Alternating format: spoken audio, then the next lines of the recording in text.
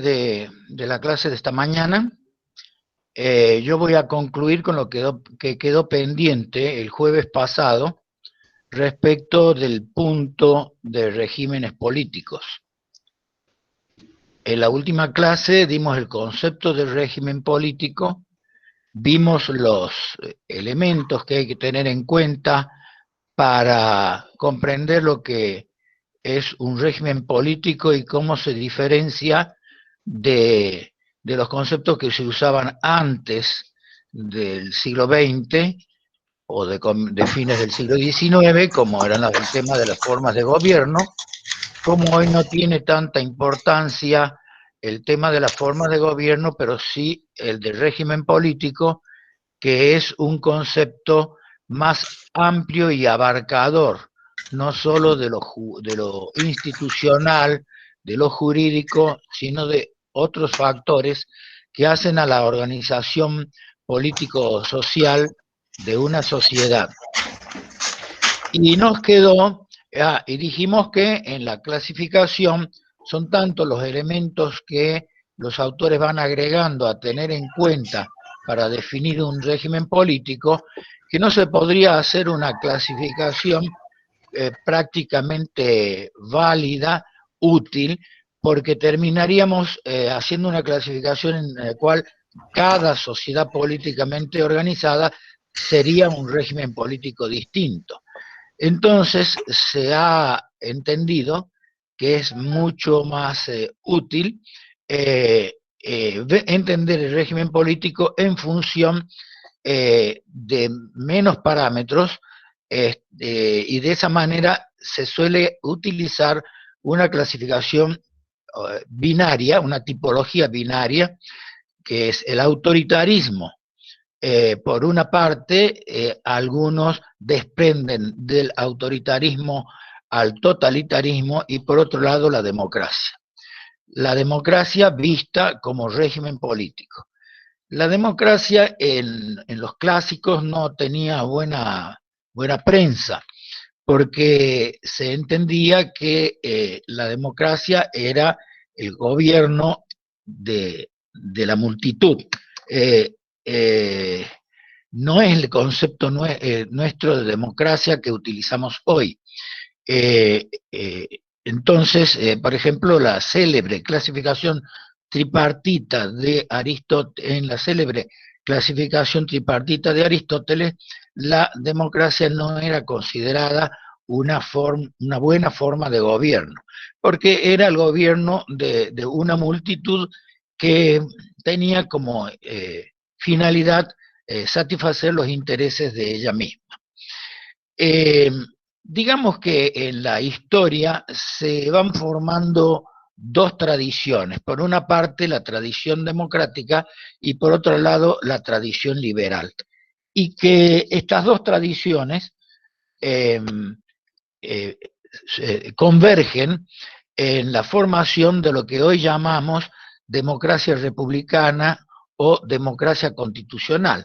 Cuando nosotros hablamos que tal país tiene un régimen democrático, hablamos generalmente de una democracia constitucional, es decir, de una democracia sujeta a reglas, sometida al régimen constitucional, aunque también se suele simplificar diciéndose que en la democracia basta que el gobernante haya sido elegido por el pueblo, lo cual no es así porque hay formas que podríamos llamar se disfrazan de democráticas y en la práctica son autoritarias. Ya volvemos sobre ese tema en dos palabritas. La democracia constitucional, que es la que me interesa, se caracteriza porque, si ustedes recuerdan, cuando dimos los rasgos característicos de los regímenes autoritarios, hablábamos que hay una fuerte polarización de la relación entre mando y obediencia.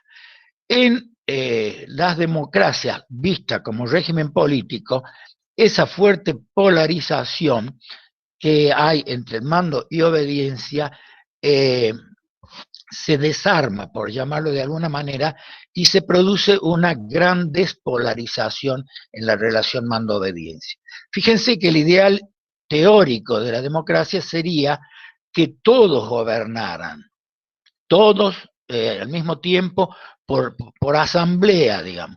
La célebre definición de Abraham Lincoln, el presidente norteamericano de los tiempos de la Guerra Civil norteamericana, decía que es el gobierno del pueblo, por el pueblo y para el pueblo, entendiendo al pueblo como una unidad. Por su parte, yendo a los filósofos políticos clásicos, encontramos la idea de Rousseau, que Rousseau decía que la democracia es el gobierno del pueblo, pero el pueblo concebido como una unidad, con una voluntad única que le llama voluntad general. Esta idea de la voluntad general conduce a un tipo de régimen político llamado democrático, donde en realidad se trabaja con un mito, el mito del pueblo como una unidad que tiene una voluntad, que es la voluntad de todos. Eso en la práctica no existe, es absolutamente imposible hacer una asamblea donde todo el mundo pueda reunirse, escucharse y tomar una decisión, ya sea por unanimidad o por mayoría. De modo que cuando hablamos de democracia hoy, hablamos de una democracia representativa, de una democracia constitucional. Antes de pasar de continuar con esto, les voy a decir que lo que mencioné recién, de que hay formas democráticas que en el fondo esconden una forma autoritaria, se refieren a esos regímenes donde, si bien en su origen los gobernantes han sido elegidos por el voto popular, y teóricamente habría una representación, sin embargo, en su funcionamiento, este régimen supuestamente democrático no cumple con otros requisitos que hacen a un régimen verdaderamente democrático. Está muy de moda en estos tiempos del siglo XXI la democracia entendida como una relación cada vez más directa jefe, y las masas, no mediadas por una serie de instituciones que son las que permiten la representación popular.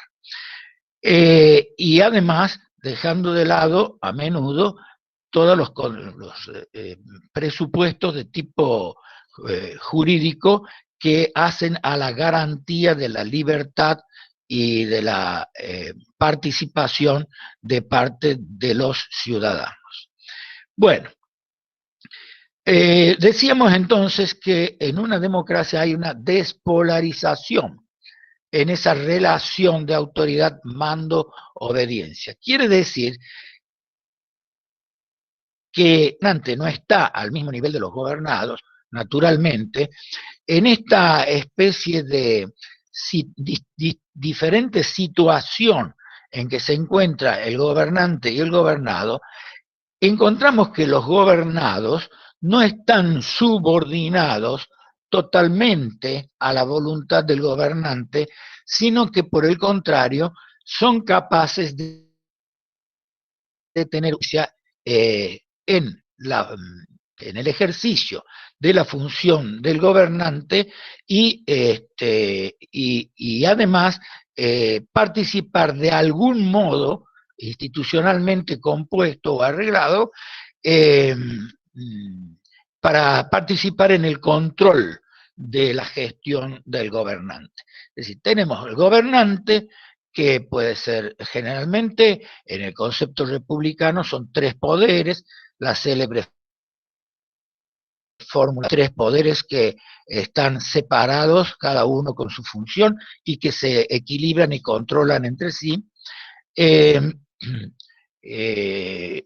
Y el pueblo, digamos, o lo que sería el sector de los gobernados, de algún modo van a participar en alguno de estos tres poderes. Ciertamente, aquel poder en el cual participan los gobernados es el poder legislativo, o congreso, o legislatura, y lo hace a través de un representante. Es decir, no lo hace directamente, por la simple razón que sería imposible por las razones que he dicho hace un momento. Bien, en cuanto a la relación del gobierno con el orden jurídico institucional, entendemos en el concepto moderno y bien utilizado de la palabra democrática, jurídico e institucional es la de un Estado de derecho. Esto significa que el Estado está sometido, está diseñado, está regido por un orden jurídico que es la Constitución, que es la ley fundamental, que está cómo se organiza el Estado, y los derechos que el Estado les va a reconocer a los ciudadanos, o sea, a los gobernados, tanto para participar como para controlar en el aspecto político, o como para ejercer en su vida diaria. También, si ustedes hacen memoria de lo que dijimos el jueves respecto de lo que ocurre entre la esfera pública y la esfera privada, en el régimen autoritario la esfera pública era como que se agrandaba cada vez más hasta llegar a inmiscuirse adentro de la vida privada de las personas. En los regímenes totalitarios llegó a darse que hasta se inmiscuyera, digamos, en la vida familiar de las personas en algunos aspectos. En la democracia, por el contrario, hay un límite. Si bien hay una tendencia a la expansión de la esfera pública, porque las sociedades modernas son cada vez más complejas, cada vez más complicadas, y se le pide a la autoridad política, se le pide a los gobernantes cada vez más que se inmiscuyan, digamos, en conducir a la sociedad para alcanzar sus fines en cada vez más objetivos. Sin embargo, tienen que tener un límite precisamente para que no termine avasallando el límite entre lo público y lo privado y termine manejando lo que es la vida privada de los gobernados. Hay un límite entonces en la expansión del ámbito público sobre lo privado, de manera tal que queden protegidos los derechos fundamentales de la persona. Se produciría una especie de tensión entre lo público y lo privado, tensión que necesita de un equilibrio, donde lo público no absorba lo que es el ámbito de libertad y de ejercicio de derecho de los gobernados, y participar no solo en la elección, sino también en el control de la actividad de los gobernantes. La participación de los gobernados en la vida del Estado, de la sociedad políticamente organizada, se va a dar en dos momentos, fundamentalmente. Se podría hilar más fino también en esto, pero digamos, en el momento de la elección, es decir, en el momento en que por el ejercicio del voto el gobernado va a elegir a quién va a ser, o a quiénes, porque generalmente una multiplicidad de órganos van a ejercer la función de gobernantes, y en segundo lugar, mediante la participación y el control. Estas dos maneras digamos, de intervenir en la vida pública no siempre son fáciles de organizar, pero ciertamente que existen. La forma más conocida o la forma más usual es a través de lo que en la literatura de la ciencia política, y no solo de la ciencia política, se denomina la opinión pública, que es una, como se decía en el derecho político desde los comienzos, es una fuerza política no organizada. Es decir, la opinión pública no es que sea una institución que tiene su comisión directiva, su presidente, su asamblea, etcétera, etcétera, sino que es una fuerza no organizada, pero que es fuerza política, lo es, porque si ustedes se dan cuenta, advierten, se van a dar cuenta que los gobernantes tienen en cuenta permanentemente, están con un ojo viendo cuál es el estado de la opinión pública sobre la gestión que hacen de su acción de gobierno. Fíjense más en estos tiempos en que se ha logrado llegar a un perfeccionamiento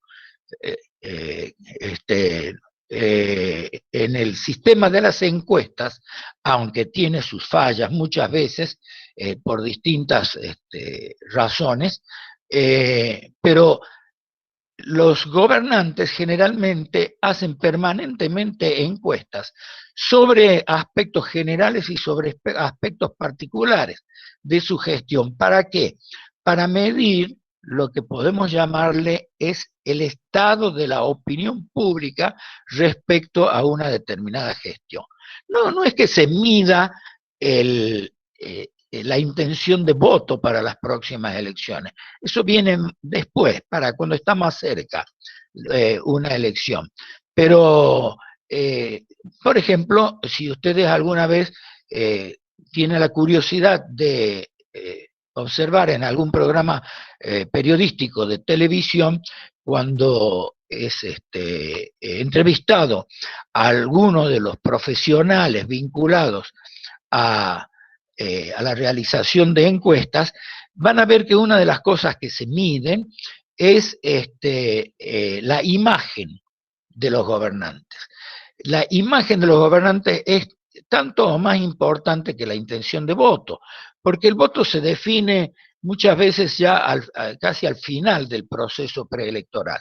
En cambio, la imagen va formando una relación de confianza o de desconfianza, de simpatía o de antipatía por parte de los gobernados hacia el gobernante. En la democracia, como es la participación de todos en la formación del gobierno, como no se puede hacerlo en el ejercicio, en el control de los gobernantes, hay una lucha política, como la había en la naturaleza de la relación política, que es una naturaleza, que en su naturaleza hay un aspecto de lucha, de competencia. Lo que nosotros dijimos cuando hablamos el jueves respecto de los regímenes autoritarios era que la lucha política tendía, lo que quería era eliminar realmente o simbólicamente al enemigo político. La lucha política en las democracias constitucionales o democracias republicanas es una lucha política regulada. Es decir, es una lucha política, es lucha porque hay competencia, porque se procura vencer al otro, pero no a cualquier precio ni de cualquier manera. Está regulada primero por el orden jurídico, está regulada por la Constitución misma y por las leyes, fundamentalmente las leyes electorales, hay un encuadre institucional. En definitiva, la democracia como régimen político es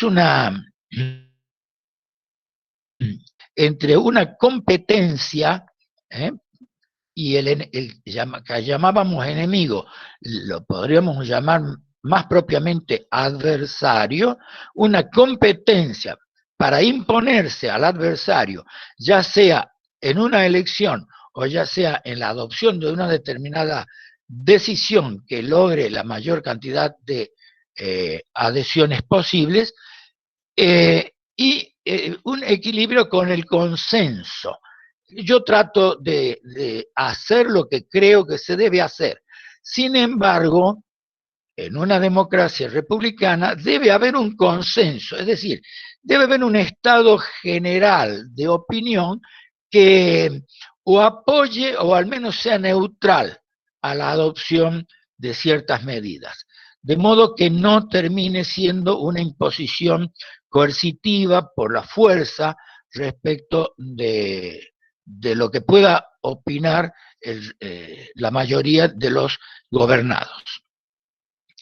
La organización política en un régimen político democrático tiene un fin, es decir, no es, digamos, una organización de la relación mando-obediencia simplemente porque no nos pueden dejar solos para que vivamos, a lo mejor como han vivido nuestros antepasados, eh, eh, las sociedades recolectoras, sino que somos ya, digamos, sociedades lo suficientemente complicadas en cuanto al número de gente, número de personas y en cuanto al número de tareas, y las sociedades se hacen cada vez más complejas, de manera que tienen una finalidad.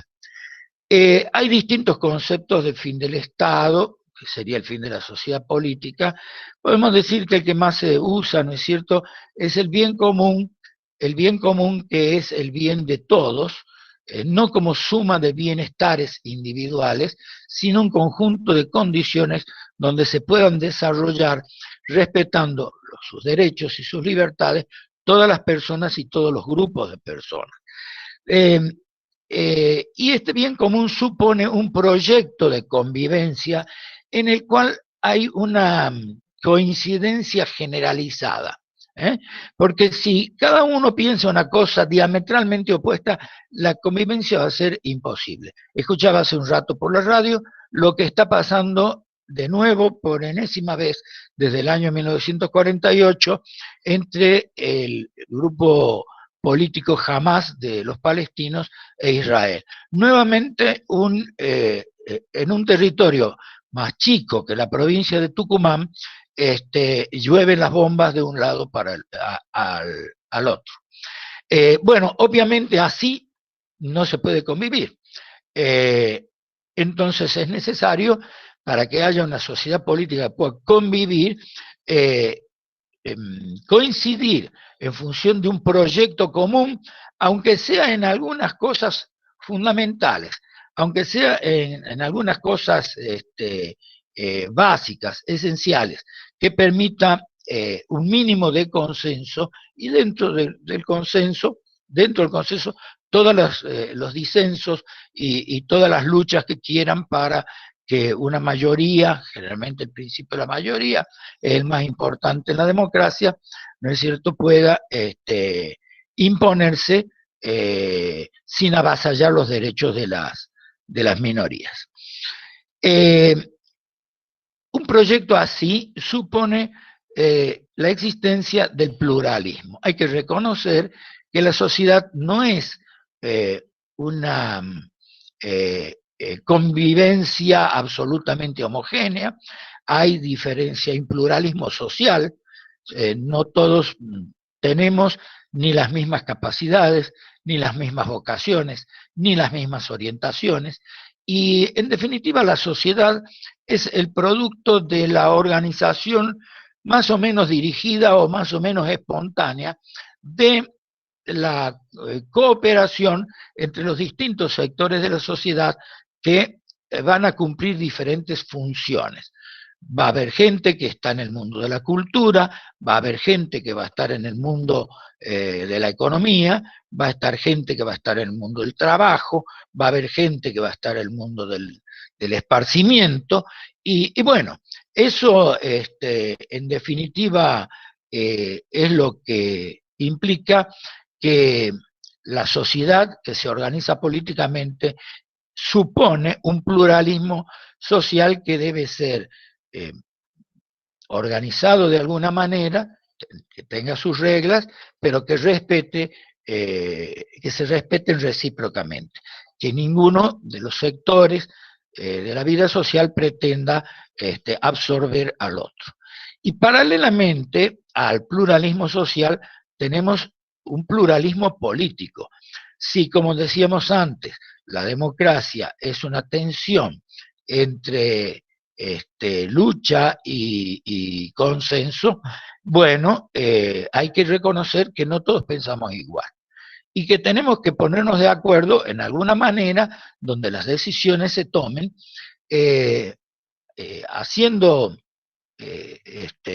la voluntad de la mayoría, pero moderadamente, con límites, porque esos límites son los que van a implicar la posibilidad de que exista un consenso. Sin pluralismo político, que en la organización política de nuestros días se da a través de los partidos políticos, aunque, tema de otra parte del programa, aunque los partidos políticos estén sufriendo una crisis de representatividad, no tienen la misma importancia, el mismo protagonismo que tenía antes. Ahora hay lo que le llaman democracia de líderes, gente que no tiene, digamos, una lealtad con un partido, sino otro, según la elección, según el candidato, según el tipo de órgano que se elija. Ciertamente sigue siendo, por lo menos hasta ahora, en lo que la imaginación ha sido capaz de preparar de pergeñar para para un régimen político democrático, el partido político es la forma institucional que mejor expresa el pluralismo político, lo cual no quiere decir que no haya otros canales por los cuales se exprese la opinión política de las personas.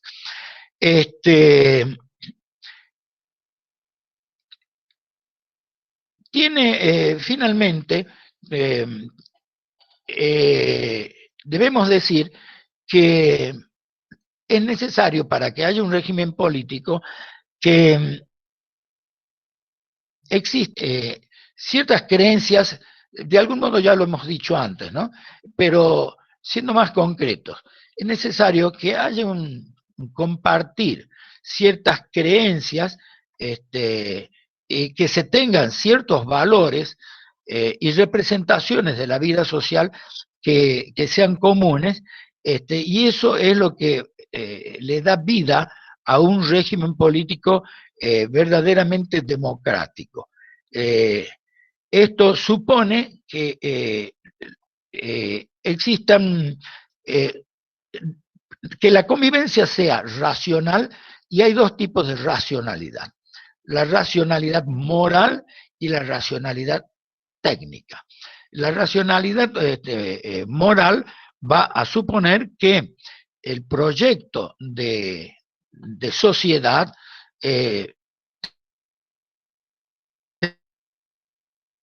tenga político donde se respeten ciertos valores. Eh, eh, Esos valores son los que van a permitir la convivencia. Y en cuanto a la racionalización técnica, se supone, se busca que haya una continua adaptación de los órganos institucionales a la manera como la sociedad se va haciendo más compleja, va requiriendo del Estado más actividad, que se involucre en más asuntos de la vida pública, y al mismo tiempo que no avance tanto como para eh, limitar arbitrariamente o inmiscuirse en lo que es el ámbito de lo privado. Bien,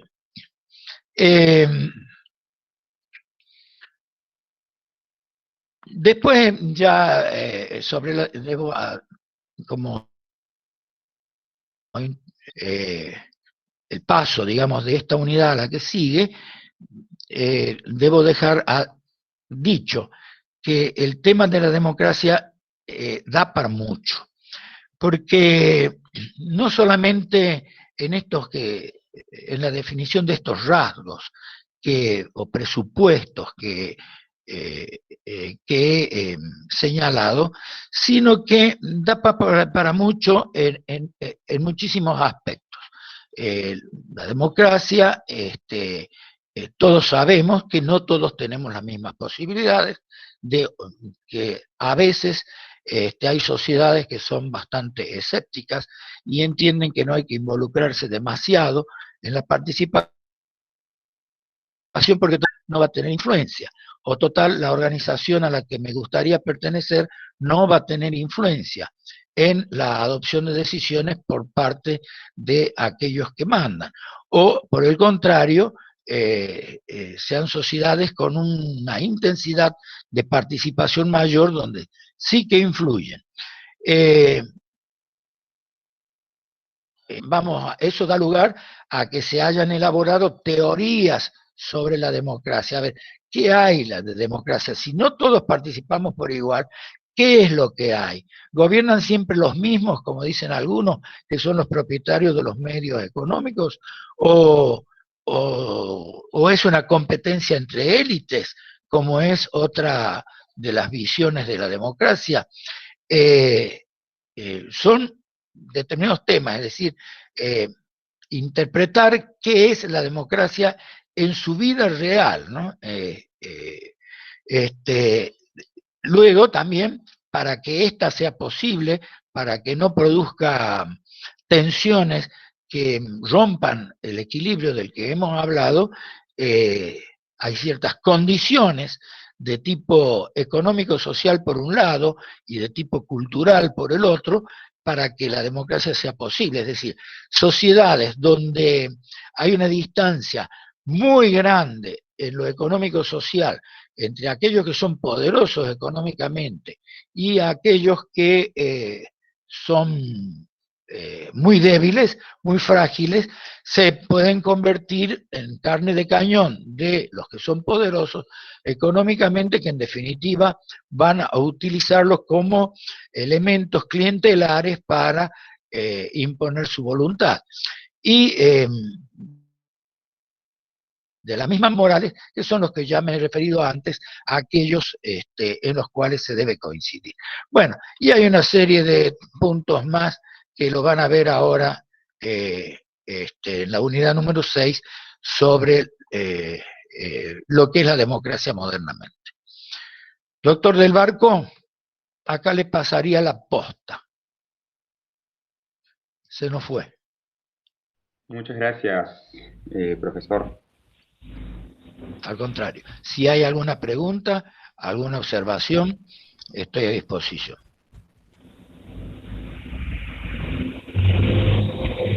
No, profe, la verdad muy claro, muchísimas gracias. Bueno, gracias a usted.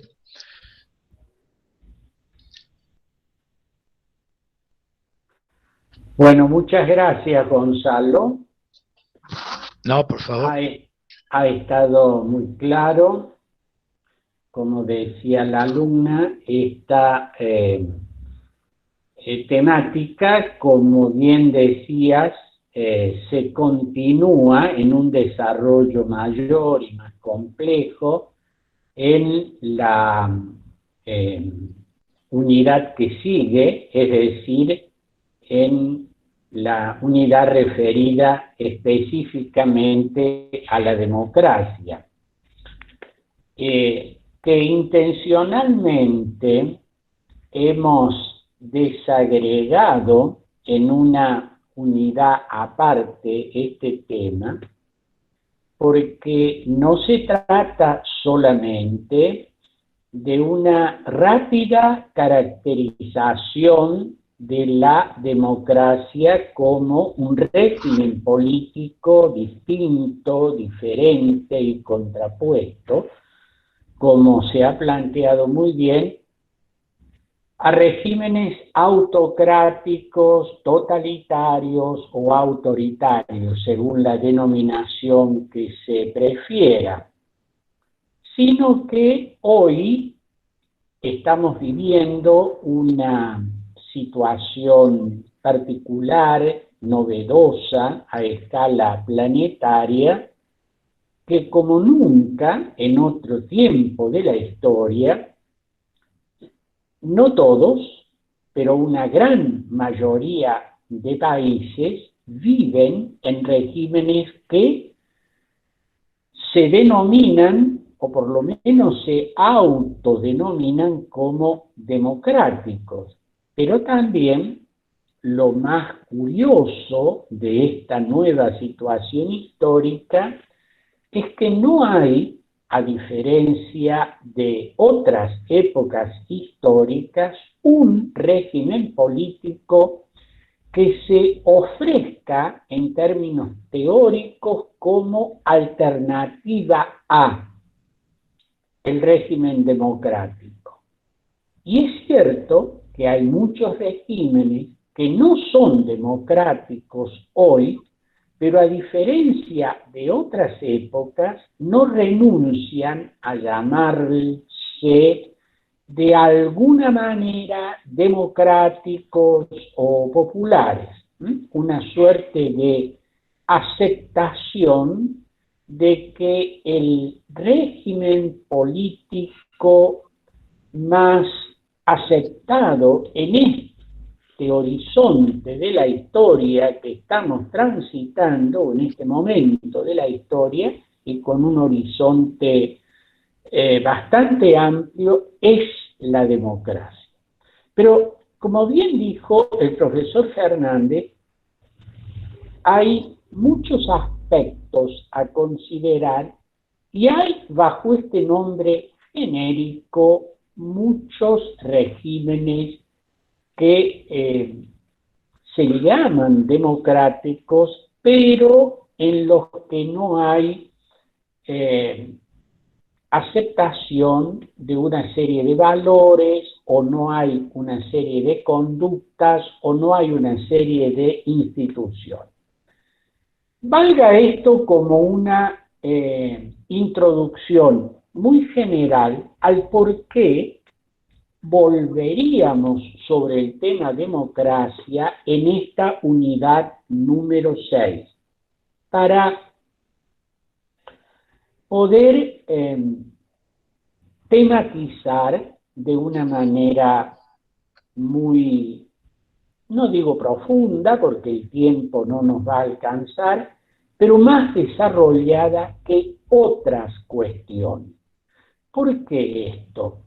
Y podríamos decir porque en definitiva en este problema está en juego la vida común, está en juego mucho más que un concepto teórico o una discusión académica. Entrando, aun cuando no vamos a poder desarrollar la unidad hoy, sino simplemente vamos a dar algunos lineamientos de lo que vamos a considerar.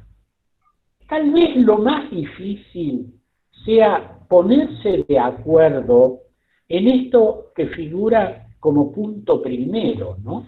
El concepto de democracia, al cual hemos agregado distintos planos.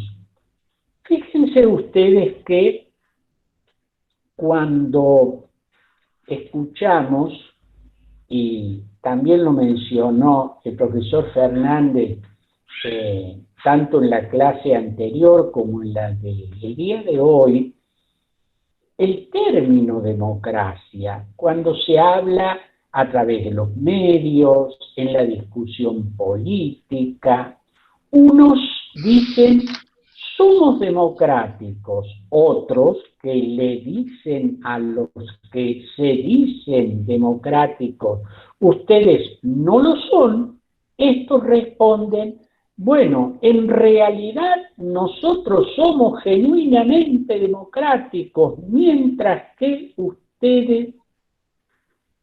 Y qué complejo, ¿no? Porque vamos a tratar de mostrar algunas de las complejidades iniciales. Fíjense que etimológicamente democracia es el gobierno del pueblo. Kratos, gobierno, demos, pueblo. Ahora bien, cuando uno habla de pueblo, ¿a quiénes hacemos referencia? Históricamente, para hacerlo de una manera muy sencilla, encontramos que en la antigua polis ateniense, por ejemplo, el demos no estaba constituido por todos los que habitaban esa polis. He elegido Atenas, aunque eran muchas las polis atenienses, alrededor de 2 centenares. Esta ha resultado la más emblemática y la que mayor significación ha tenido para la historia política de Occidente.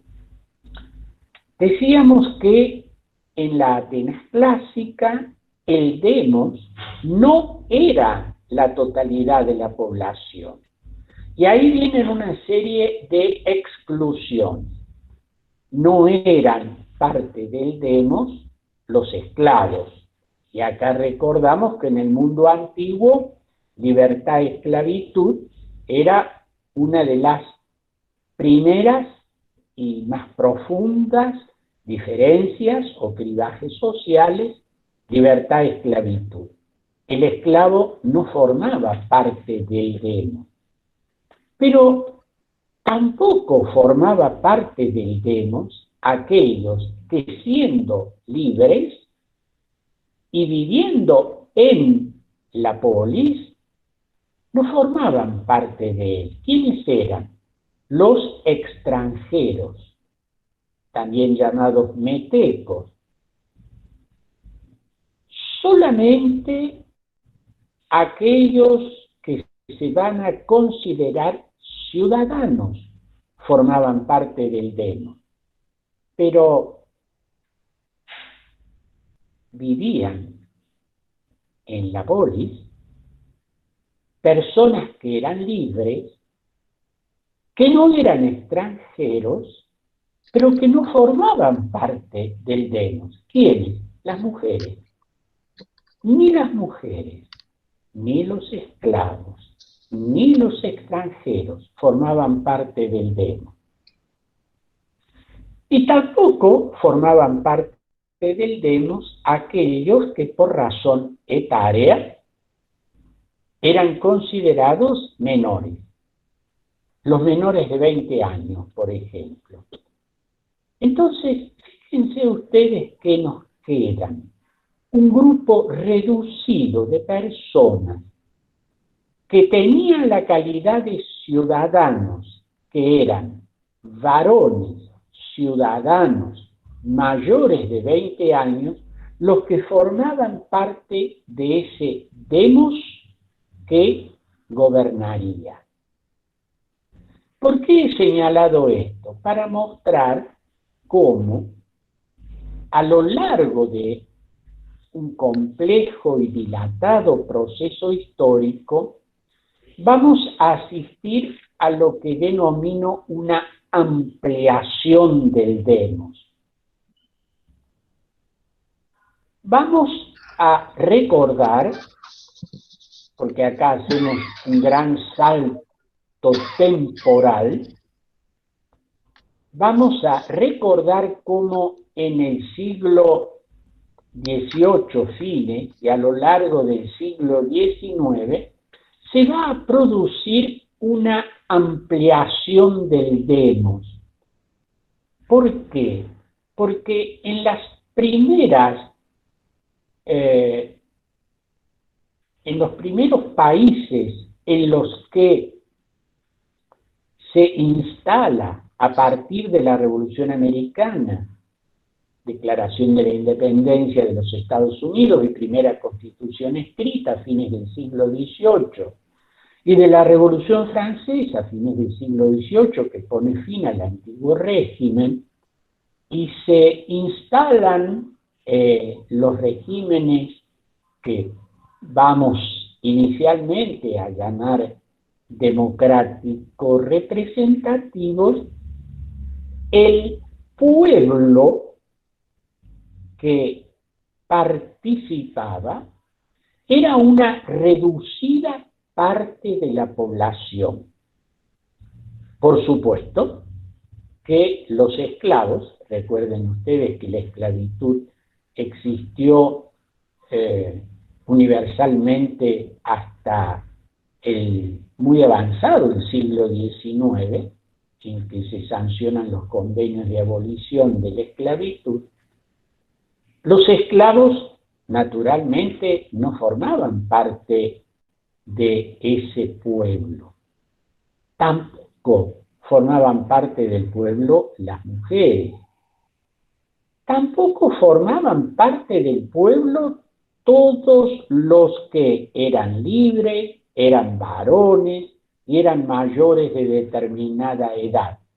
Solo una reducida porción de ellos, aquellos que por ingreso, porque eran propietarios y por tanto pagaban renta, y porque tenían un nivel de instrucción, eran los que formaban parte del pueblo elector.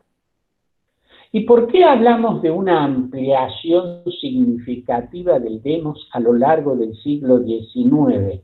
Porque allí se produce la lucha por la llamada universalización del sufragio.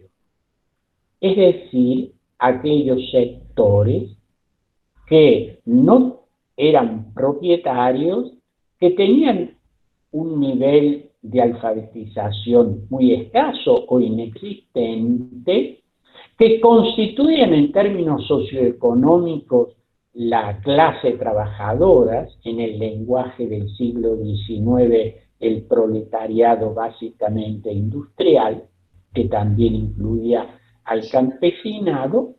Ese sector va a bregar por tener derechos electorales, es decir, por ser parte del pueblo elector. Esta ampliación, universalización se la llama del sufragio, esta universalización hay que ponerla entre comillas porque en realidad no todos estaban incluidos en ese proceso.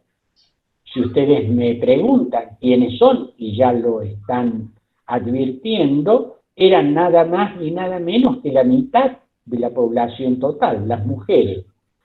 La lucha por el sufragio femenino a lo largo de finales del siglo XIX y gran parte del siglo XX recién culmina muy avanzado el siglo anterior, el siglo XX, que es cuando se produce el reconocimiento del derecho al sufragio de la mujer, y por tanto se producirá una notable ampliación del demo con la inclusión de la mujer. De manera tal que asistimos a un largo proceso que no ha terminado de esa ampliación del demo. ¿Por qué digo no ha terminado? Porque fíjense que hay dos variables que no hemos considerado. Una, la variable edad, en general entre los 18, 20, 21, ha sido la barrera que se levanta entre el no pueblo y el pueblo, es decir, son electores, forman parte del demos gobernante, aquellos mayores de, en el caso de nuestro país fue 18 años, algunos otros países un poquito menos, un poquito más. Y esta barrera, ¿cómo puede levantarse, es decir, ampliarse el demos por razones de edad? Ustedes saben que existió en nuestro país una discusión hace algunos años de aceptar el voto a los menores de 18 años y se amplía entre los 16 y los 18 años el voto. Otros países, Nicaragua, entiendo, ha puesto la barrera en los 15 años. ¿Y cuál sería la otra gran barrera que todavía existe? En muchos países hay cientos de miles o millones de habitantes de ese estado que son habitantes permanentes, pero que no reúnen la condición de ciudadano y por tanto no integran el demos gobernante. El otorgar derechos político-electorales a aquellas personas que no reúnen la calidad de ciudadanos, pero que viven de manera permanente en un país, es otro de los temas aún hoy en discusión y que implicarían una nueva ampliación del demo. ¿Qué hemos querido decir con esto? Que a lo largo de un proceso histórico que naturalmente hemos simplificado, se ha producido un aumento cuantitativo del demo y por tanto esto trae una doble complejidad. En razón del número, estamos en presencia de demos cuantitativamente muy amplios. Ya dijo el profesor Fernández en su exposición de hoy, por ejemplo, que no es fácil encontrar opiniones, no digo unánimes, pero relativamente consensuadas frente a números tan grandes de integrantes del DEM. Pero además de la cuestión cuantitativa, hay una cuestión cualitativa. Miradas distintas, percepciones que por razones de educación, de nivel social, de tradición política, de ubicación geográfica, hacen que este demos ampliado sea cualitativamente muy complejo y en el cual hablar unívocamente, como se suele decir, por ejemplo, el pueblo piensa tal cosa, el pueblo acepta tal otra, el pueblo pide, hablando de una única voz, de un sujeto que es complejo y plural. No es fácil, entonces, frente a esta complejidad de los demos gobernantes de las democracias de hoy, que son, repito, cuantitativamente más amplios que en otro momento de la historia y cualitativamente mucho más complejos y plurales, llevan a una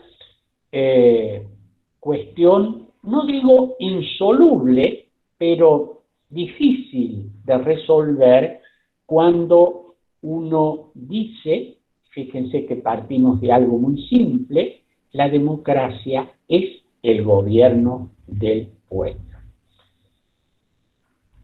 Seguiremos avanzando en este razonamiento, pero el tiempo se nos ha agotado por hoy y entonces vamos a cerrar acá, vamos a pedirles que formulen preguntas si las hubiere, y luego vamos a dar algunas indicaciones de trabajo para las semanas venideras. ¿Hay preguntas?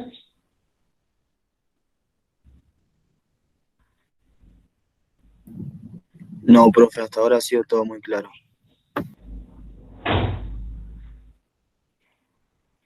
Bueno. Tenemos hasta el momento una serie de tareas que en general ustedes han venido realizando en tiempo y forma. Estamos en el tiempo que ya ha terminado o se va a terminar muy pronto, que hemos dado para la lectura del tercer texto, que se trata de la novela de ficción de Aldous Huxley, El mundo feliz. Allí hemos vuelto en clave de pensamiento utópico a una reflexión que tiene mucho que ver con lo que planteamos en 1984 y que ustedes han ido viendo que se relacionan con las unidades temáticas del programa. El cuarto y último texto que voluntariamente o voluntariamente obligatorio tenemos es una tragedia, la tragedia griega Antígona, que le vamos a pedir, la vamos a subir o ya está subida en PDF para que la tengan a mano, que la lean con detenimiento y la comenten, aunque de manera breve, con profundidad. Todos los años las lecturas estas que damos fuera del material de estudio propiamente dicho de la asignatura culminan con Antígona.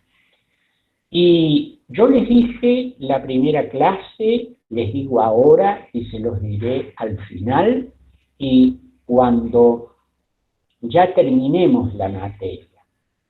Todo alumno de Derecho debe leer con atención y reflexionar sobre el tema de esta tragedia y de la gran pregunta que se hará Antígona frente a la ley. Y ese diálogo entre el gobernante y el ciudadano, en este caso Antígona, que se resiste a aplicar la ley que considera injusta. Todo estudiante de Derecho debe siempre formularse la pregunta: ¿el derecho es justo? Alguien podrá decir, y ha habido en la teoría política algunos que dicen que no se puede responder, ¿qué es esto de la justicia? Es claro que la norma dice tal cosa y bueno, si la norma lo dice, ese es el derecho y no hay más discusión. Sí hay discusión. Frente a toda norma hay que preguntarse si es justa. Cuando una sociedad se olvida de formular esa pregunta o no la responde por ignorancia o por temor, ¿saben quién es el que pierde?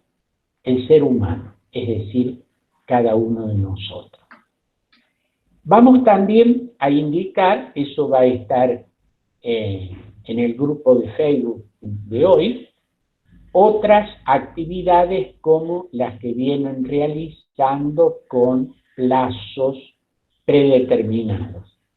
Todo ello, les recuerdo, sirve para llegar hasta la promoción de la asignatura. que no solo se obtiene a través de los parciales y del coloquio final, sino de la realización en tiempo y forma de las tareas indicadas.